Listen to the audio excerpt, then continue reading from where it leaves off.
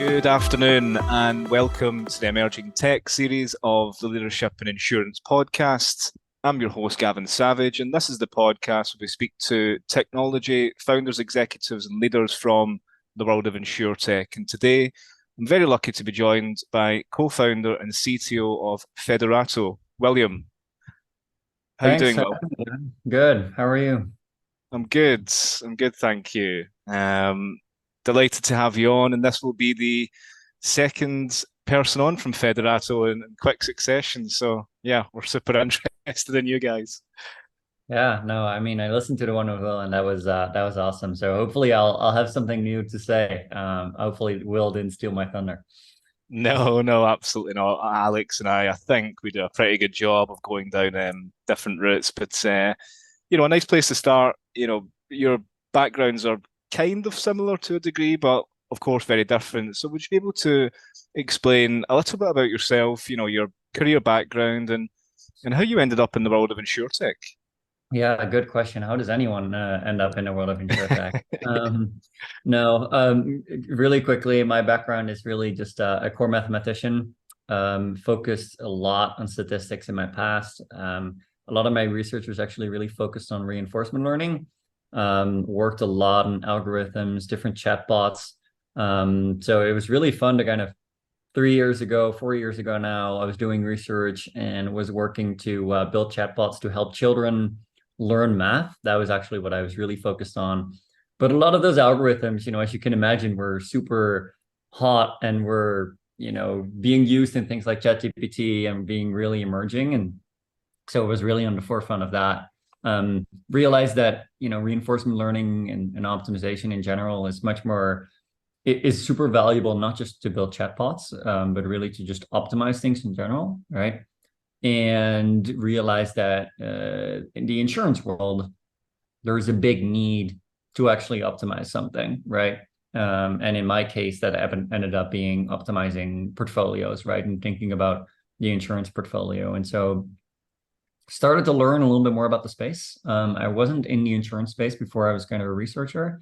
But I happened to do some work in forest fire modeling. And that's kind of when I started bumping into the problems forest fires cause, right? Not just damage-wise and the obvious ones, but also in terms of how insurance companies are really struggling to deal with those kind of events, right? And started to learn that it's really important to think about correlations within your portfolio and think about kind of your portfolio from a helicopter view.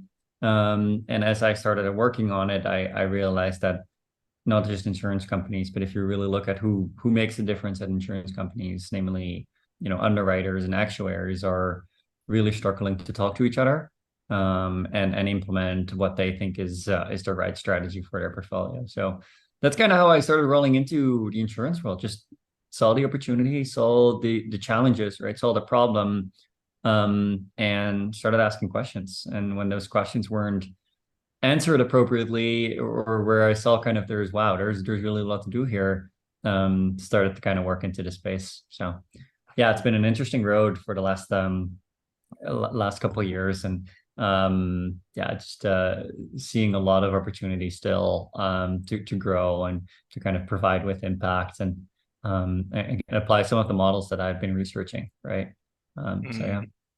Awesome. So kind of started out mathematician and then moving into, you've definitely categorized that problem solver that's good at engineering then, not an engineer that's a problem solver.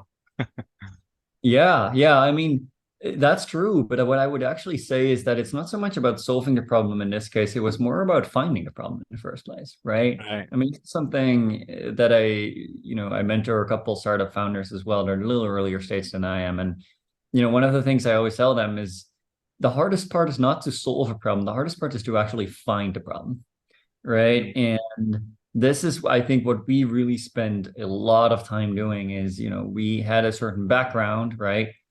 But we spent the first 6, 7, 8 months not writing a single line of code, right? Not even solutioning at all, right? We basically spent those months interviewing underwriters, right? Like literally go and sit down, email and LinkedIn message all these underwriters to ask them, hey, do you want to spend an hour with us and get a $50 Amazon gift card, right? And that's what we did for months, right? Just to truly understand the space, truly understand people's problems, right? Because we talk a lot about business problems, but I think it's really important to think about the people's problems, right? And kind of go from there. So yeah, really taking more of a mindset about like what is the actual problem we're trying to solve. And then solving the problem is usually easy, right? Becomes the easy part usually, especially if you're in an industry that is built in statistics and you have a statistics background, right? Then it starts to really, really click. But finding the problem in the first place is I think much harder than actually solving it. Yeah. I mean, definitely we'll come back to that, why this problem, or did you stumble upon it? But I think for those that have listened in recent weeks will know the Federato business, but just for those that haven't yet listened to that and will tune into this, could you explain in your own words, a little bit more about the Federato business and what the overarching mission is? Yeah, no, absolutely. So Federato, we basically built what we call the riskops platform. The idea of our platform is really that we combine, thinking about risk, thinking about the portfolio, thinking about portfolio management, accumulation management with operations, right? Underwriting. And so really what we've built is a platform that, at the first place really allows underwriters to do their work, right? Just look at accounts, look at new submissions, look at exposures, do documentation, look at your referrals, like anything you need to do as an underwriter, you can do in Federato, right? But we're not an underwriting workbench, right? We're not trying to just do that, right? Because there's a lot of them out there, and that's not the problem we were trying to solve, right? What we do is we then second to the underwriting piece, right? Call it the underwriting workbench, right? But there's more than that. Second to that, I'm sorry. There is the risk piece, right? And so there's the piece that is more about, hey, let's allow actuaries or analysts or product managers or whoever, right, to go into the Federato platform and actually allow them to set the portfolio goals, right? Say, hey, I only want 10% of my portfolio to be in this specific region, right? Or I only want 20% of my portfolio to have wooden roofs, not more than that, right? And so they can go into Federato, create kind of portfolio goals like that. And then what we do is we really combine the two with our optimization algorithm, right? That takes all those portfolio constraints and goals as an input and then outputs basically recommendations for underwriters that say, hey, if you want to meet these portfolio goals that your actuaries or your product managers have set, you should be looking at these specific submissions, or you should be focusing on these accounts, right? And in that way, we really streamline that communication from, hey, what do I want my portfolio to look like, to what actions do I actually, or do my underwriters actually need to take to achieve that specific portfolio, right? So it's really all about that communication piece and allowing for that communication between the actuaries and the underwriters that is kind of special about us and really what we do. Nice. And we saw it at FinPro, we announced it. That's how we came to actually talking. You raised your 25 million in Series B funding very recently. You've been through 3 rounds since 2020, seed to Series A to Series B. How's the experience been for you guys generally, within fundraising in this climate? And do you feel like, since your first fundraising round to now that, you've learned more about, yourself, your company? Like, how's the experience been for you guys? Yeah, no, good question. I mean, obviously the fundraising climate is pretty bad, or has been pretty bad over the last 2 years. It's getting a little better now, but it has been really bad. So that is absolutely true. I think we were when we raised our seed round, we were very lucky to bump into, we got a lot of no's, right, as we started off. And the seed round was maybe even the most difficult one, where we bumped into a lot of different investors, and we ended up bumping into Caffeinated Capital, who, was willing to basically make a bet on us, right? And it was definitely a big bet. Now, that really helped us kind of move along and go further. And we saw a lot of growth. We saw a lot of interest from insurance companies, and, where the fundraising climate wasn't great. The insurance climate, right, or the amount insurance companies wanted to invest in just innovation and buying new products actually was pretty was fine and was pretty good. So we got a lot of growth out of that, right? And I think the product really showed that there was a true problem here, and that kind of our approach, and that we were really solving it. So we saw a lot of growth, and then Series A, I'm not going to say it was easy at all, but it felt easier than the seed round, and went really well. Super, happy and thankful to kind of be joining with Emergence, and yeah, the Series B was effectively our existing investors saying, hey, things are going phenomenal. We want to double down on this, and we want to kind of help you grow faster. And for us, we weren't necessarily looking to fundraise at all. But we were also like, well, either like about a year from now, we can spend, me and my co-founder, we can spend, months full time trying to fundraise and lose a lot of time, right? Or we can take the money now, really focus on growing the business and delivering value to our customers, and kind of go from there and not having to fundraise. And so that seemed supernatural to us, and so we started the conversations, and that ended up working out into the Series B. So that's kind of how it went for us. It just, the seed round was difficult, and that was a lot of pitching, but from there on, it was kind of the product and the company's growth that really made it go a lot easier. And who's the pitcher out of the two of you? Sorry? Who's the pitcher out of the two, you and your co-founder? I think Will is. I come in when the technical questions get asked, and when I want to talk about the algorithms. So no, he's the pitcher. He pitches, but I am definitely there when the hard questions are asked. But no, I tend to focus a little bit more on the business building, delivering value to customers, and kind of being really involved in that. And Will's kind of focused a little bit more on the fundraising, and that's a really good combination for us. Now we do both, right? Like I think we're both extremely interdisciplinary and love focusing on either's job, but that's how we've usually worked it in. Yeah. And just kind of going back to the seed round, Caffeinated Capital, you mentioned that they took a big gamble on you. Is it more just curious, is it a gamble in the sense that just because you guys were early stage, or is it a gamble because you were bringing to market AI within insurance? Was that, quite what was once seen as quite taboo within insurance? Yeah. So what was the gamble? Yeah, I think the big gamble was more about the fact that we didn't really have a product. Right. So as I said, earlier, we focused our first, 6, 7, 8 months doing research, right? And we weren't building anything. So when we were raising our seed round, we were extremely good at describing the problem, right?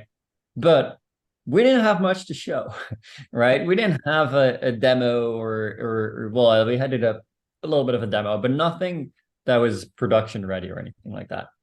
Right. And I think that was more the gamble. The gamble was more about, hey, can you execute, right? And can you actually solve this problem versus, is there a real product market fit, or is there a real problem here in the first place, right? And I think that's a little bit different than how most VCs look at investing, right? And they, at that stage, want to see a little bit more product market fit. But look, at the end of the day, like, it's more about the problem, and if we can execute, which I think we have, right? Then it's very clear that there is going to be product market fit, and there ended up being product market fit because we started growing super fast, and so that seemed to work really, really well. But it was a gamble for them, right? Like, it's more about like, hey, do we trust these guys that they can actually solve this problem they're describing? It was not so much about like, are you solving a real problem, and is there a market opportunity here? Because there clearly was. We were very good at describing that, but I think the question is more about like, can you actually execute? Interesting. And I was curious, from our previous conversation, something that you touched on, you mentioned that you were surprised by what the data told insurers within catastrophic modeling, as to what the carriers were actually doing with it. You were really surprised, and there was an obvious thing there for you that you capitalized on. But what was it that you were surprised by the most? Yeah, no, I mean, I think that is exactly what you're saying, right? The communication between, modeling and coming up with these portfolio models and ideas, and then actually looking at what gets executed and what gets worked in, right? And I Yeah. think that's for me a huge, surprise where I went, wow, they actually have a lot of carriers are using great models, right? Their Mm. forest fires model, their flood models, their just general exposure models are actually really good. Like there's really good technology and yeah, could we improve that? Probably, right? But not by significant amount right now, unless we were to go and only do that, right? But the models were really good. And so what started to surprise me is, well, if your models are that good, why are you not able to actually build your portfolio in a sustainable way, right? And then I started to look about how they started communicating some of those results of those models to actual strategy. And it turns out that a lot of it is just PDFs and Excel files, right? Like, hey, this extremely complicated, model that is built in all kinds of super complicated math is predicting that or is telling me that I should be, insuring more here and less there, right? And now I'm kind of going 50 years back and put that in a PDF, right? And send that PDF over email to my underwriters to actually use it, right?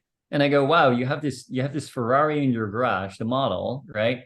And then what you end up doing is you pick up your old timer and that's what you drive away with, right? Like it feels wrong or kind of it feels actually using what you have, right? And so that's kind of what we were really surprised about this. If you invest all this time and money into great models, then why don't you invest in actually making sure that you can operationalize them, Yeah. right? And another question in terms of surprises that I wanted to ask, you're not traditionally from insurance. That's a common theme, that we joke about, oh, everyone fell into insurance, kind of like when we talk about recruitment, because the day job is not podcasting, I'm executive search, and everyone says, oh, we fell into it. But not being traditionally from insurance, really open question, but what surprises you the most about insurance? Like, what are your takeaways so far on just working in the insurance industry with insurers, good or bad?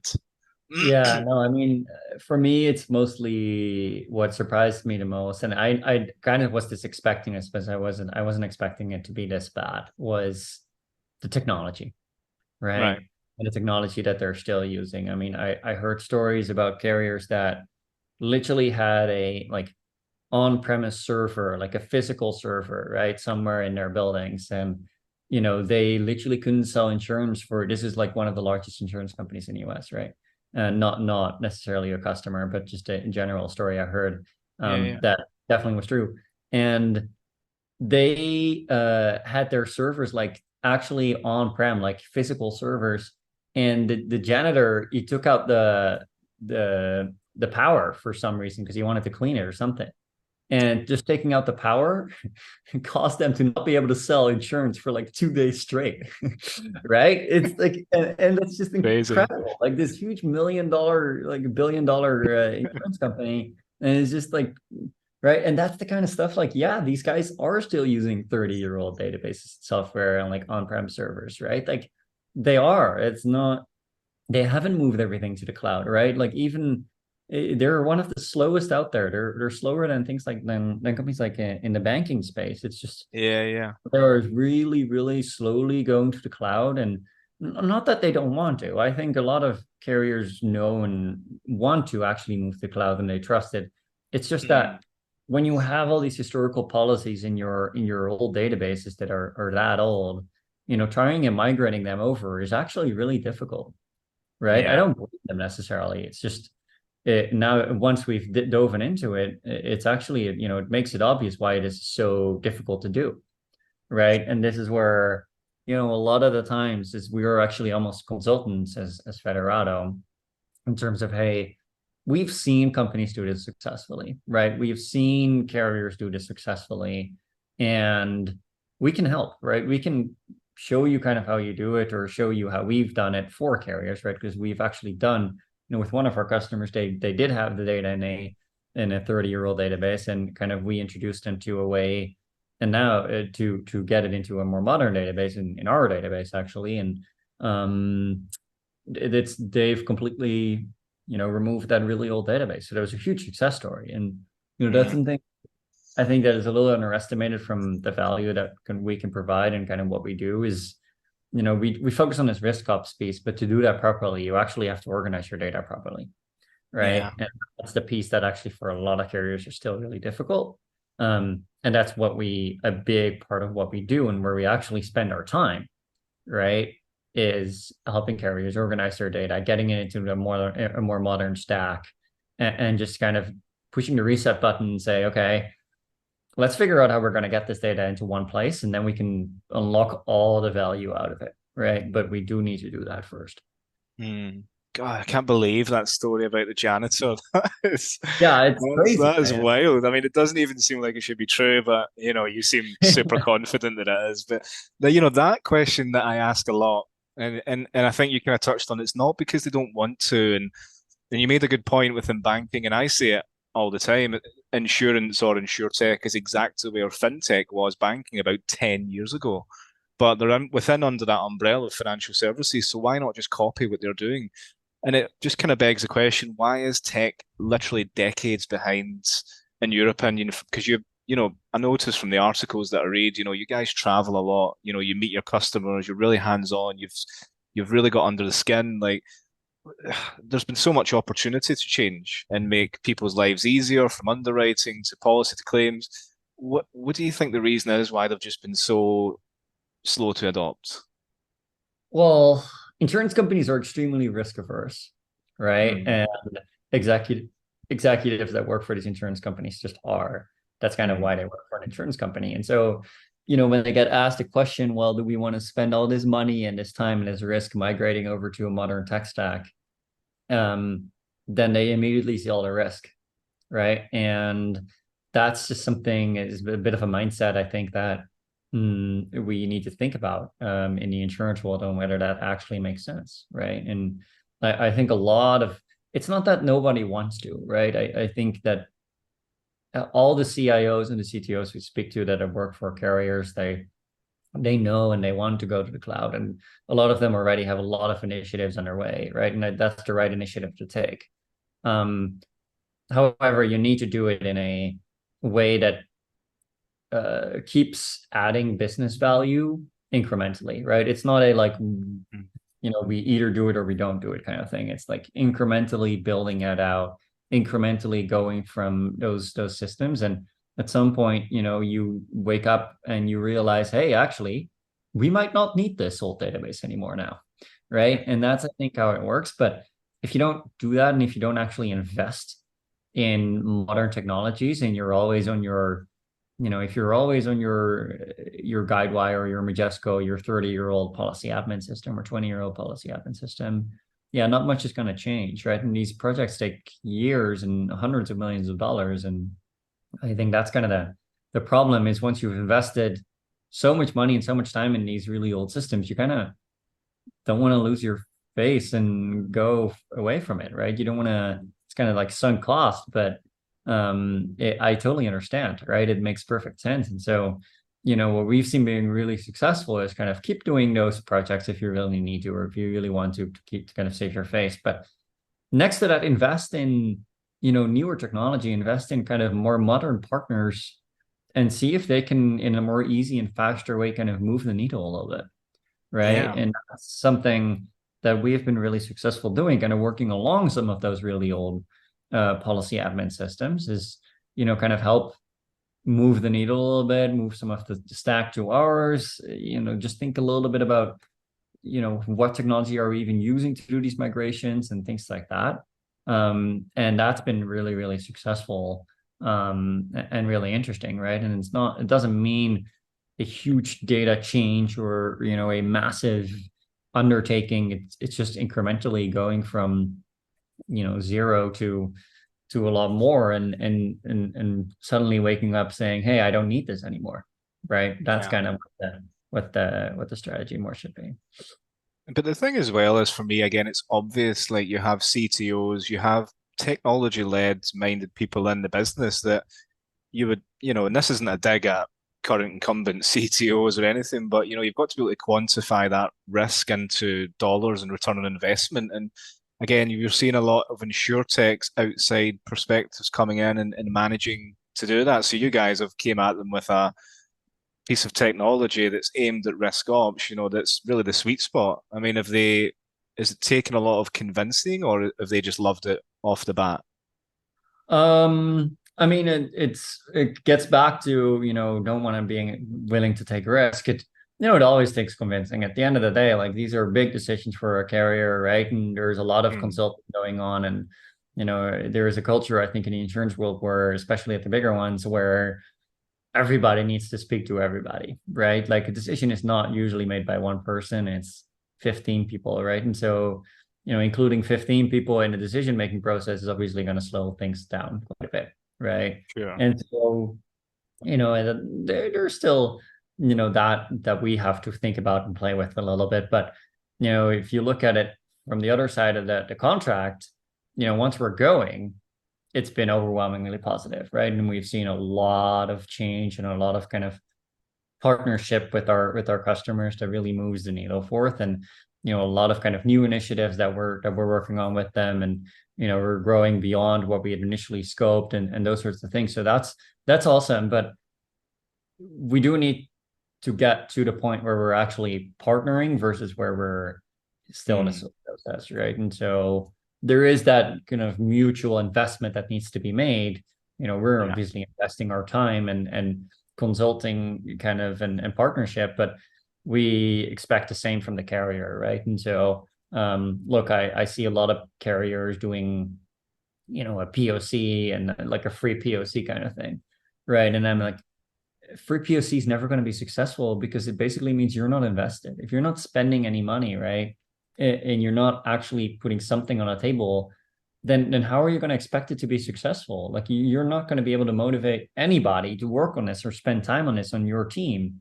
And if no one on your team is supporting this, well, good luck trying to create a partnership and creating value if you're not spending time on it yourself, right? Like, it can be a one-way show. And so that's, I think, the thing that we have to understand is, you do need to invest time and resources into a partnership and actually working through that and growing from there. Doesn't need to be huge at all, right? But don't make it a free POC where you're bound to lose from the start, everyone, right? That's kind of the thought process there. And I get it from a risk perspective, because you can ask yourself, like, what's the risk we're taking if we're not paying? But I think the risk is that your data remains in these really old systems for too long. That's, for me, much bigger risk than spending a couple or $100,000 on a proof of value, right?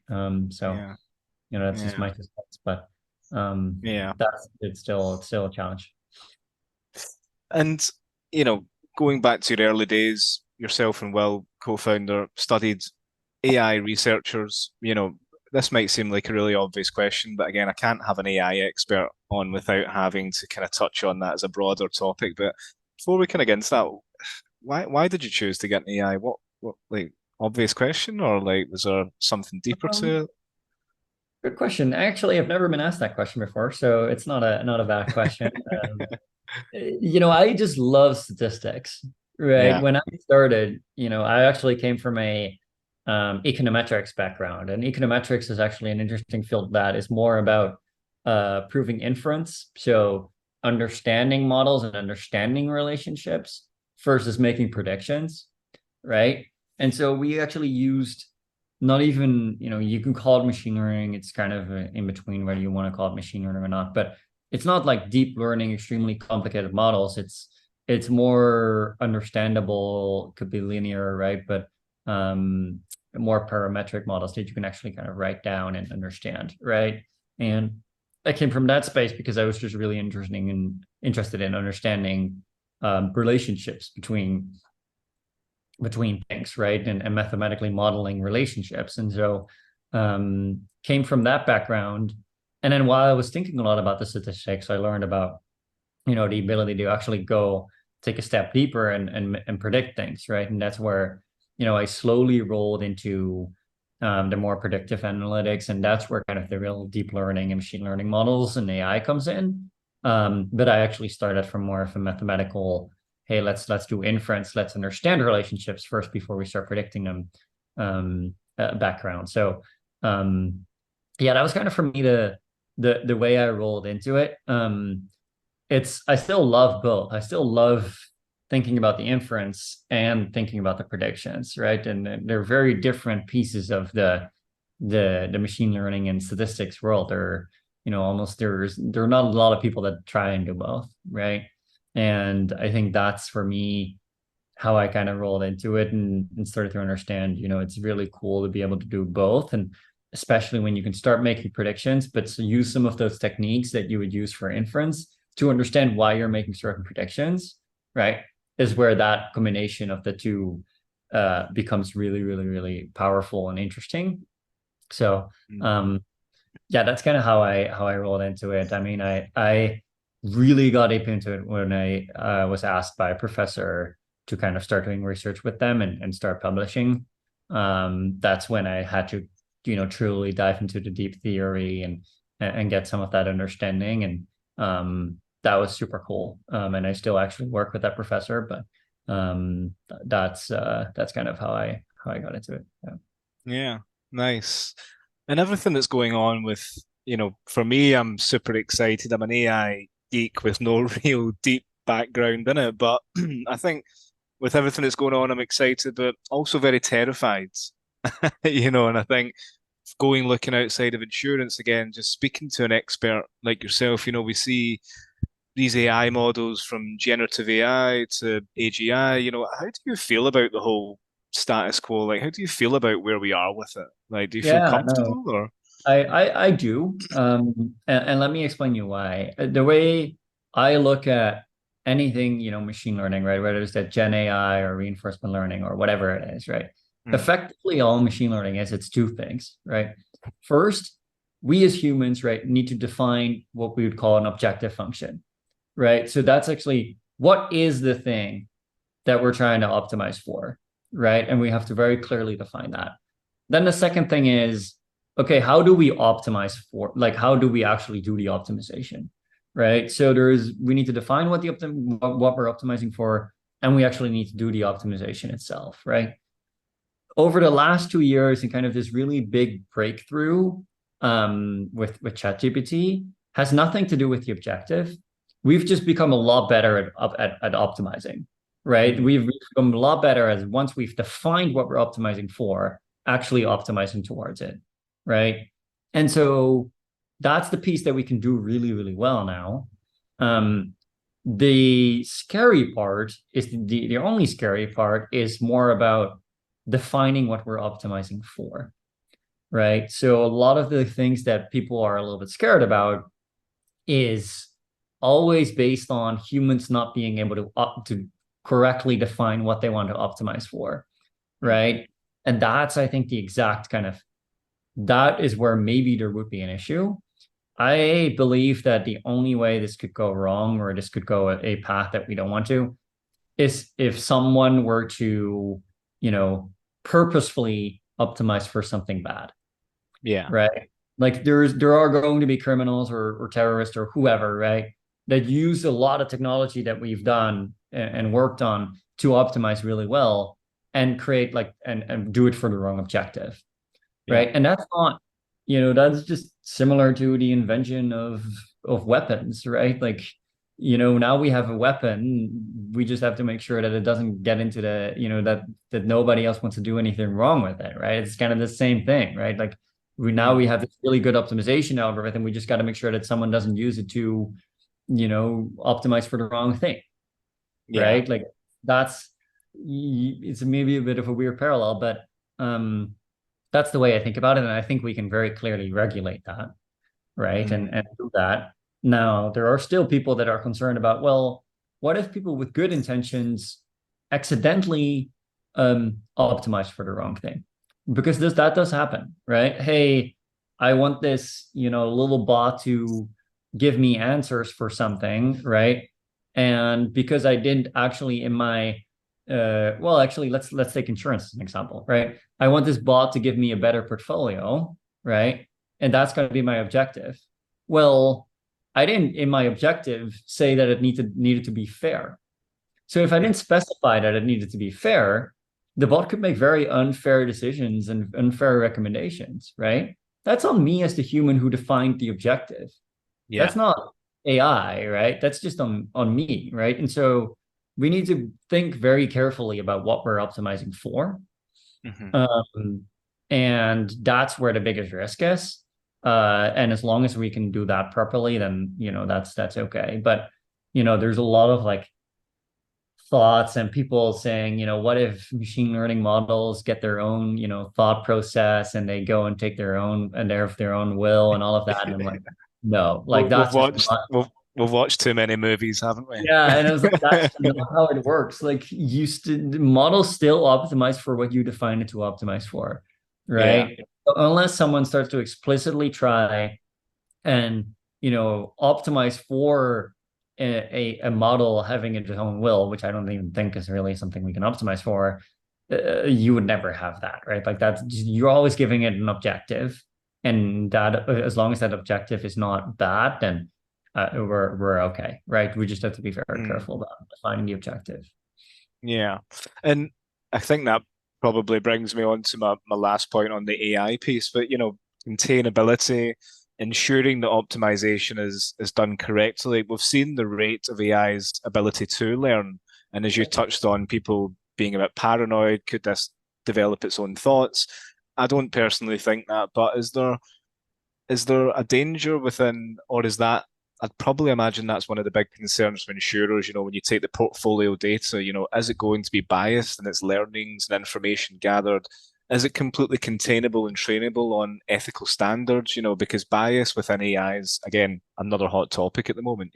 Yep. No, and that's a fair concern, right? I mean, that gets to like the example I gave about like the person who is actually optimizing or defining the objective function isn't defining it right. Like you can't just say, hey, we need to diversify our portfolio as much as possible. Like that would be a very bad objective to set, right? Because the real objective needs to be we need to diversify as much as possible and make fair decisions, right? And then you have to define what a fair decision really means, right? But we can actually define that, right? Like we can say, hey, we don't want to have you can say the average between different ethnic families or what I'm insuring can't be different across different ethnicities, right? Like that's a very clear constraint you can set and write down as part of your objective function, Mm. right?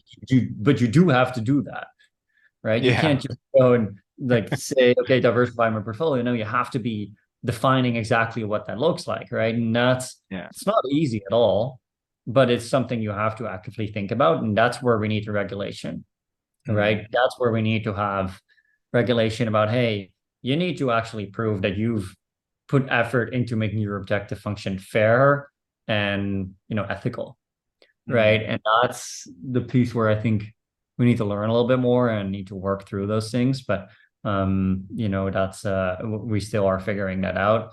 Until we figure that out, it's a super valid concern, and it's something everybody should be thinking about when they're using AI in terms of insurance. Absolutely. Yeah. Yeah. Yeah. Well, look, I mean, as a kind of finishing point, I think we always like to on this podcast finish from a culture perspective, but that was super interesting on, within AI and insurance. But for you guys, founded in 2020, 2.5 years old now, maybe coming up for three, scaled the company to 40 plus or just sub 40, I think. Is that Yep. fair? Yeah. 40+? No. And is it fully remote or is it distributed across the US? Like how what's the makeup of the Federato We're all business? across the US and Canada. We're all Right. remote. So we have a tiny little office in San Francisco, Yeah. but for the rest, we're all remote. We're all kinds of nationalities. I mean, I'm Dutch. My co-founder is Canadian. Yeah. We're extremely international and multicultural, and I love that. Right. That's Yeah. why I came to the Bay Area. To be honest, like the amount of diversity we have here is just it's so much fun. Right. So many Mm. different types of people, different types of cultures, and I love that. I love building a team like that. So we're pretty multicultural, and I'd like to keep it that way. And as a young kind of entrepreneurial founder, what is the for you and well, what's the single biggest thing? If maybe that's an unfair question, the single, but the biggest thing for you to get right when it comes to building a company like that across territories, different countries, like what's the thing that you thought to yourself, we need to nail this on? Building the team, Building the team, building the culture, building, yeah. building the culture. I mean, I was talking about how we have a lot of different cultures, like from a, for our people, but you do need to make sure that the cultures like form into a company culture that is desirable, right? And so I have a very different background as well, and I have a very different way of thinking and a very different, I come from a very different culture, right? As some of the other people in my team. I mean, I'm extremely Dutch in a way that I'm very direct and don't, you know, I would never call something, extraordinary or crazy or anything, because I'm just very straightforward and kind of down to earth, as we Dutch would say. Mm, But that doesn't mean that there's not a common culture between all of us, right? And that's, I think, the thing we are finding and trying to recruit for is, even though we come from different cultures, there needs to be something common with the rest of our team. And for us, a lot of the times that's curiosity and yeah. a desire to kind of understand things from first principle, right? So wherever you come from, wherever, people were born or grow up or whatever it is, right? I think everybody in Federato, you'll find that they're very passionate and curious about what we're doing. You'll not find anybody who's like, just give me the ticket. I'm not going to ask any questions and I'll just do it. Right. If you talk to an engineer, for example, like we just don't have people like that. Like people are going to be asking, like, explain to me why, right? Like what does this feature do? Like, put me in front of a customer so I can learn from them, right? That's the type of people I think we're really trying to look for. Because for me, it's really important that people are involved in what they built and aren't just, robots and coding out whatever is asked. Like, no, you need to take initiative, understand what you're doing, understand why you're doing it, and then you'll do a better job at it. Right. Mm. And I think that will resonate with a lot of, founders and startups at the stage that you guys are at. Like, do you feel like that's finding those people is maintainable at scale, and maintaining that culture, or at some point I hope so. do you just kind of need guys in to just give me the ticket and let's go? Yeah, no, I hope it is. I mean, I don't think you'd ever be successful if you had only people that were just like, well, tell me what to do and I'll do it. Right. Yeah, Because at yeah.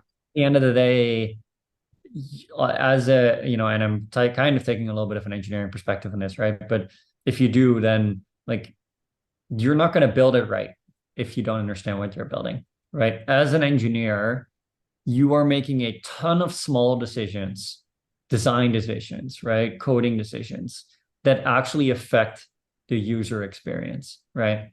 And if you don't understand what the user experience needs to be or why it's being used, those decisions are going to be wrong. And all those super tiny decisions pile up into an unusable product, right? Mm. And so, you can design things perfectly and completely define your whole product, exactly like it needs to be. But if the engineers don't understand why it looks like that, they're still going to be building the wrong thing, even though they might build it exactly to spec, right? And that's just the thing I think that just is an example of how it works for engineering, but it works all across our organization is you need to be understanding what you're building and why. Because otherwise all those tiny decisions you're making are going to be the wrong decisions. Mm. Fascinating. Well, look, we've very quickly run out of time. It really does fly by. But William, I just want to thank you for coming on. It's been a lot of fun and hugely interesting. Yeah, no, thank you so much for having me.